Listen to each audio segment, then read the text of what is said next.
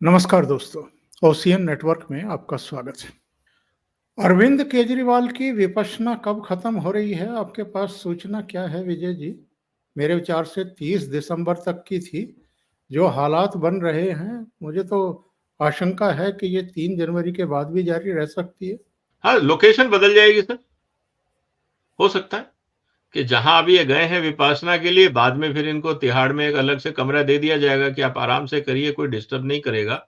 और नए कानून में तो, क्योंकि नया कानून आ गया है, अब नए कानून के हिसाब से तो एकांत वास ओब्लिक कारावास की प्रावधान है उसमें। तो आप उसमें अपना एप्लीकेशन डाल सकते हैं कि मुझे वो एकांत कारावास दे दिया जाए, मैं उसमें बैठ के विपासना करूंगा। क्योंकि मेरे को तो आज तक ताज्जुब ये हो रहा है कि आम आदमी पार्टी वाले कहते हैं कि ये 25 साल से विपासना में जा रहे हैं, लेकिन जो विपासना के सिद्धांत हैं वो तो एक भी लक्षण इनमें नहीं दिख रहे। भाई, उसमें त्याग की बात है, उसमें समरसता की बात है, उसमें आपको स्ट्रेस में नहीं आना है, उसमें बहुत सारे। आफ्टर ऑल विपासना क्या है सर? बुद्धिस्ट कल्चर का ही तो एडॉप्शन है। जो बुद्ध की सीख है उसी को ही तो विपासना में लिया गया है। और उसमें तो सारी वो चीजें हैं जो बिल्कुल केजरीवाल साहब अपोजिट कर रहे हैं। विपासना में तो नहीं कहा जाता दारू पियो या बांटो, इन्होंने तो दारू पॉलिसी बना दी। उन्होंने तो नहीं कहा कि you should be power hungry, ये पूरी तरह से पावर हंग्री हैं। उन्होंने तो नहीं कहा कि आप अपने सीनियर्स और जूनियर के साथ बदतमीजी करो, इन्होंने अपने पार्टी कलीग्स के साथ बदतमीजी करी, ब्यूरोक्रेसी में यहां तक कि चीफ सेक्रेटरी को पिटवा दिया। फिर इन्होंने विधानसभा में खड़े होके प्रधानमंत्री और गवर्नर को उल्टी सीधी बातें कही। विपासना में तो कहा जाता है कि आप मृदभाषी रहो। तो मुझे तो समझ में नहीं आता है विपासना करने क्या जाते हैं वहां पे, क्योंकि एक भी लक्षण ऐसा नहीं है जो विपासना की सीख के साथ मिलता जुलता हो। जस्ट अपोजिट है। तो विपासना का रिएक्शन तो नहीं हो रहा इनको सर। अब ये तो विपासना वालों को एक असेसमेंट करना चाहिए कि एक व्यक्ति जो 25 साल से विपासना कर रहा है, वो ऐसा जो बिहेव कर रहा है वो तो विपासना की टीचिंग्स के बिल्कुल ऑपोजिट है। तो ये हो क्या रहा है? ये पूरा सैंपल कहीं डिफेक्टिव तो नहीं हो गया? तो और ये पूरी चीज उनको समझनी पड़ेगी। विजय जी, ऐसा तो नहीं है कि जब ये विपासना के लिए गए हैं तो शीश महल के बाहर वाले दरवाजे पे ताला लगा करके गए हों? क्योंकि सौरभ भारद्वाज, आतिशी मारलेना, कई लोगों की मैं प्रेस ब्रीफिंग देख रहा था, तो वो कह रहे थे कि जहाँ पे वो विपश्यना के लिए गए हैं, वहाँ तो ना न्यूज़पेपर है, ना टेलीविज़न है, ना संचार के दूसरे माध्यम हैं। ये ईडी ने किसको 3 जनवरी का समन रिसीव कराया है? जहाँ तक मेरी और आपकी नॉलेज है, और बहुत सारे लोग भी जानते होंगे, मुख्यमंत्री का एक छोटा-सा सचिवालय उसके आवास पर भी चलता है।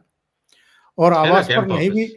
नहीं भी चलता हो तो उनका दफ्तर तो काम करता ही रहता है, मुख्यमंत्री का, चौबीसों घंटे काम करता होगा। वहाँ पे क्या समन रिसीव नहीं कराया जाता होगा या नहीं कराया गया होगा? ये किसको बेवकूफ़ बनाते हैं इस तरह के बयान दे कर के कि साहब समन किसे रिसीव कराया गया? और क्या चीफ मिनिस्टर को पता नहीं लगा होगा, या बिल्कुल वो कम्युनिकेशन, और चलिए कम्युनिकेशन कट भी है, तो भी अगर 30 को, यानी आज उनकी विपश्यना का काम खत्म हो रहा है, तो अभी तो 31 दिसंबर है, 1 जनवरी है, 2 जनवरी है, कम से कम 3 दिन तो हैं जब उनको पता लग जाएगा कि समन रिसीव हो गया है और 3 जनवरी को मुझे पेश होना है। सर देखिए, दो चीजें हैं। एक तो है इसका कानूनी पहलू कि समन भेजा या नहीं भेजा। देखिए सर, समन आप ईमेल से भेज सकते हैं, समन आप बाई कुरियर भेज सकते हैं, स्पीड पोस्ट भेज सकते हैं, बाई पोस्ट भेज सकते हैं, रजिस्टर्ड पोस्ट भेज सकते हैं, बाई हैंड भेज सकते हैं। कानून में ये सब बहुत साफ कहा गया है कि अगर मान लीजिए मैंने आपको कोई नोटिस भेजा, समन भेजा, और पता लगा कि आपका वहां जो जो एड्रेस मेरे पास है वहां पे ताला लगा हुआ है, और पड़ोसियों ने कहा कि साहब ये आदमी कई दिनों से लापता है, हमें नहीं पता ये कौन है, कहाँ है, हमने तो घर हमेशा लॉक देखा है। तो आपके पास जो भी अवेलेबल एड्रेस होगा, वेरीफाइड, लास्ट वेरीफाइड एड्रेस, आप उसमें अगर सम्मन भेजते हैं तो उसको वैलिड माना जाता है। पहली बात। दूसरा, अगर वो सम्मन वहां डिलीवर नहीं हुआ है तो वापस आया होगा, कुरियर वापस आया होगा, तो क्या वो वापस आया है कुरियर? अगर वो बगैर डिलीवर किए, बगैर रिसीविंग एक्सेप्ट किए, चाहे वो उनके ऑफिस में हो, उनके पीएस हो, उनकी वाइफ हो, उनके बच्चे हो, उनके पिताजी हो, कोई तो होगा। उन्होंने उनको हैंडओवर किया, उनसे एक्नॉलेजमेंट लिया, कोर्ट का काम खत्म हो, मतलब जो ईडी का काम खत्म हो गया कि आपके यहाँ पे मैसेज डिलीवर हो गया।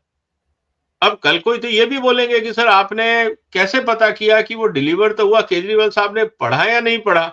ये काम ईडी का नहीं है, क्योंकि अगर आप उस लेवल पे जाएंगे तो फिर आप कहेंगे जी जो इंग्लिश आपने लिखी थी वो मुझे समझ में नहीं आया इसलिए मैं नहीं आया, ये काम भी मेरा नहीं है। तो कहने का मतलब ये है सर कि ये सब इनको बताने की या परेशान होने की जरूरत नहीं है। मनीष सिसोदिया को भी ईडी का समन मिला था, बाकियों को भी मिला था, सत्येंद्र जैन को भी मिला था और बहुत सारे इनके लोगों को मिला है। उसी तरह से केजरीवाल साहब के पास भी गया होगा, वेल स्टेब्लिश प्रक्रिया है। ये तो केजरीवाल साहब कोई नई बात नहीं कर रहे हैं, हर छोटा मोटा अपराधी इसी तरह से बचने की कोशिश करता है कि हम रिसीव ही नहीं करेंगे। अगर आप देखें तो बहुत सारे लोग सरकारी चिट्ठी रिसीव ही नहीं करते हैं, ये डर के मारे कि इसमें कोई समन ना हो या कोई नोटिस ना हो। बहुत सारी जगह होता है ऐसा, लोग लेते ही नहीं है। देखते हैं ना भारत सरकार या उसमें पुलिस का या इनकम टैक्स का डिपार्टमेंट होगा, जी हमें कागज नहीं चाहिए, अब वापस ले जाओ, ताकि वो कोर्ट में कह सके जी हमें मिला ही नहीं, ना हम एक्नॉलेज देंगे ना रिसीव करेंगे। तो इस तरह के खेल बहुत पुराने हैं, कोई नया तिकड़म केजरीवाल साहब नहीं कर रहे हैं, छोटे चोर ऐसे ही करते हैं, लेकिन उनके लेवल की ये हरकतें शोभा नहीं देती अगर ऐसा हुआ है तो ये सब चीजें इंपॉर्टेंट है। लेकिन अब ये उनको सोचना है कि अगर विपासना में है और किसी से बात नहीं कर रहे हैं, कुछ नहीं कर रहे हैं, तो सर इमरजेंसी के तो कम्युनिकेशन होते ही है ना। उनके परिवार से विपासना में जो भी कोऑर्डिनेटर होगा वो तो वहां पे मैसेज दे दिया जाएगा ना कि ये चिट्ठी आई है, केजरीवाल साहब को दे देना। और उनका टाइम होता है, आधा घंटा 1 घंटा जो भी कुछ टाइम होता है कि उस समय वो कोई मैसेज या कोई अखबार या कुछ ऐसी चीजों से रखते हैं, क्योंकि विपासना वाले थोड़ी चाहेंगे कि उनके यहाँ जो बड़े बड़े लोग आते हैं, कोई बिजनेसमैन है, कोई इंडस्ट्रियलिस्ट है, हर तरह के लोग आते हैं, केजरीवाल जैसे ही थोड़ी जाते हैं वहां पे। तो क्या वो पूरी दुनिया से कट ऑफ होते हैं? ऐसा नहीं होता है। किसी की फैक्ट्री में इमरजेंसी हो तो क्या हो गया जी मैं तो विपासना में बाद में बात करना है, ऐसे तो है क्या? ऐसा कुछ नहीं होता। वहां पे टाइम स्लॉट होता है, ये नहीं है कि आप दिन भर फोन लेके बैठे रहो। हाँ, आपको एक स्लॉट दे दिया जाएगा, आधा घंटा 1 घंटा, कि आपको जो इमरजेंसी काम है निपटा लीजिए, फिर अपने ध्यान में लग जाइए। तो अगर आधे घंटे में अगर केजरीवाल साहब एक पेज का अगर ड्राफ्ट नहीं या समन नहीं पढ़ सकते तो फिर इनकी डिग्री को निकलवाना चाहिए कि कौन सी डिग्री है इनके पास। और आपको क्या लगता है तीसरे समन पर भी नहीं गए तो क्या शीश महल में पहुंच जाएंगे ईडी के अधिकारी? नहीं, अभी मैंने इस पे एक वीडियो बनाया, आपके दर्शकों को मैं बता दूं जी। कि मुझे नहीं लगता ये 3 तारीख को भी जाएंगे। मेरा असेसमेंट है, क्योंकि इस बार जो इन्होंने चिट्ठी लिखी है ना ईडी को, उसमें जाने से पहले इन्होंने एक चीज उसमें लिखी है, 20 तारीख के आसपास की चिट्ठी है। इसमें उन्होंने ये लिखा है कि देखिए, कानून में जो सेक्शन 50 है, उसका सेक्शन 50 आई थिंक ब्रैकेट 3 या 4 3 है शायद, जिसमें ये उसमें लिखा हुआ है कि आप या आपका प्रतिनिधि जैसा डायरेक्ट किया गया है वो हमारे सामने आए। अब इन्होंने ये अब आवाज उठाई है कि साहब मेरे को ही क्यों बुला रहे हैं, उसमें रिप्रेजेंटेटिव लिखा हुआ है, आप रिप्रेजेंटेटिव की परमिशन क्यों नहीं दे रहे हैं मेरे को? तो ये एक लीगल पॉइंट बना के मुझे लगता है कि ये वकील को कहेंगे कि तुम कोर्ट में केस फाइल कर दो कि साहब इन्होंने मुझे रिप्रेजेंटेटिव भेजने का अधिकार नहीं दिया। मैं आपको जो पूछना था मैं रिप्रेजेंटेटिव भेजता, आप उनसे पूछ लेते। क्योंकि केजरीवाल को तो ये डर है ना कि अगर मैं चला गया तो मैं गिरफ्तार कर लिया जाऊंगा, तो ये तो हमेशा बाहर रहने की कोशिश करेंगे। अब ये क्या करेंगे, कोर्ट में जाके उसकी बात मानेंगे। फिर जब उससे वो कोर्ट कहेगा ठीक है हम इस पे सुनवाई करते हैं, तो 7 दिन और निकल गए। फिर इन्होंने अपना प्रोग्राम बना लिया है कि हम तो जी चुनाव लड़ेंगे, और आप देखेंगे कि ये फिर फर्स्ट वीक के बाद से फिर ये चुनाव पे निकल जाएंगे कि देखिए मैं तो प्रचार में जा रहा हूं, मैं तो मेरा तो पहले ही प्रोग्राम है और 3 तारीख को मैं जा नहीं रहा सम्मान लेके, तो फिर इनको 10 दिन मिल जाएंगे, फिर चुनाव आ जाएंगे।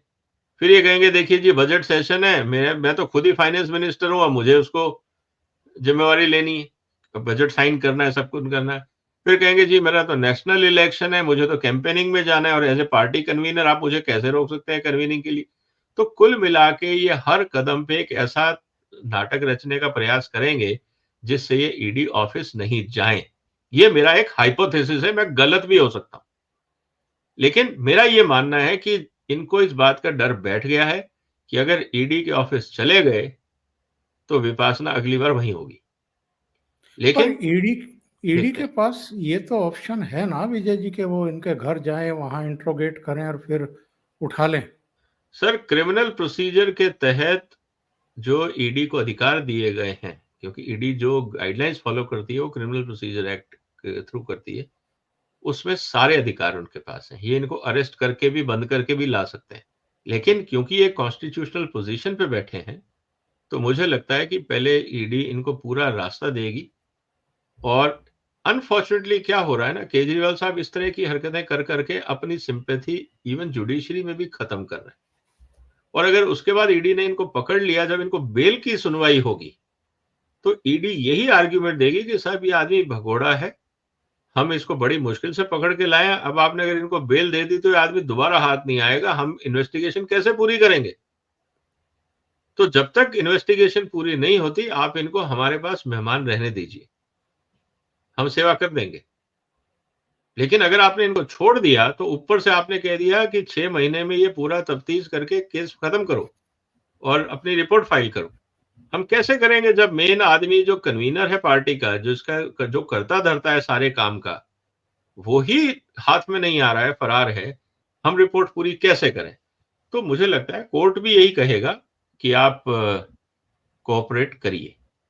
और अब ये देखना है कि कोर्ट में ये क्यों नहीं जाना चाह रहे, ये भी इंपॉर्टेंट है। क्योंकि कोर्ट में जाएंगे तो कोर्ट कहेगा आप क्या रिलीफ लेने आए, आप जाइए अपीयर होइए, और उसके बाद अगर ये नहीं जाते तो फंस जाएंगे।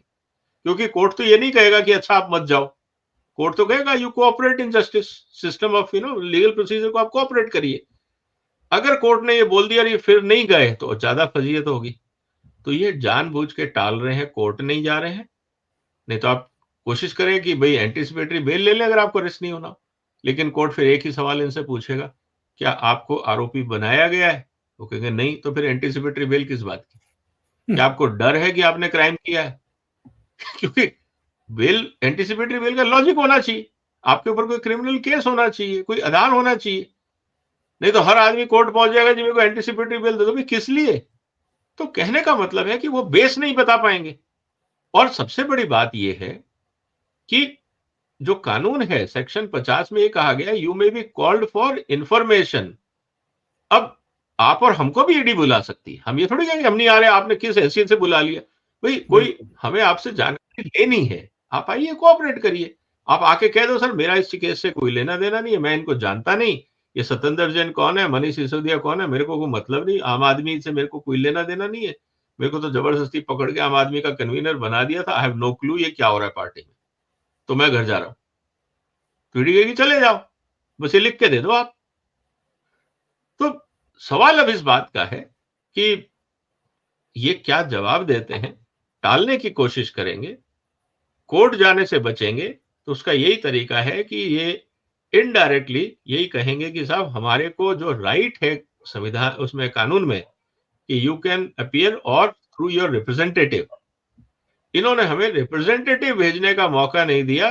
कोर्ट इस पे अपने विचार दे कि क्या ये कानून सम्मत है या मैंडेटरी होना चाहिए या ऑप्शनल होना चाहिए। हालांकि उसमें साफ लिखा हुआ है एज डायरेक्टेड। अगर वो ये कहेंगे कि यू हैव टू अपीयर समन में, और या फिर ये लिखा होगा यू और योर रिप्रेजेंटेटिव, तो मेरे ख्याल से योर रिप्रेजेंटेटिव वर्ड नहीं होगा, इसीलिए ये घबरा रहे हैं, नहीं तो ये किसी और को भेज चुके। बिल्कुल सही। विजय जी बहुत बहुत धन्यवाद, आपने ओशियन नेटवर्क के लिए समय निकाला और बहुत ही महत्वपूर्ण मुद्दे पर चर्चा की। Thank you so much. नमस्कार। नमस्कार सर, नमस्कार। वंदे मातरम। वंदे मातरम।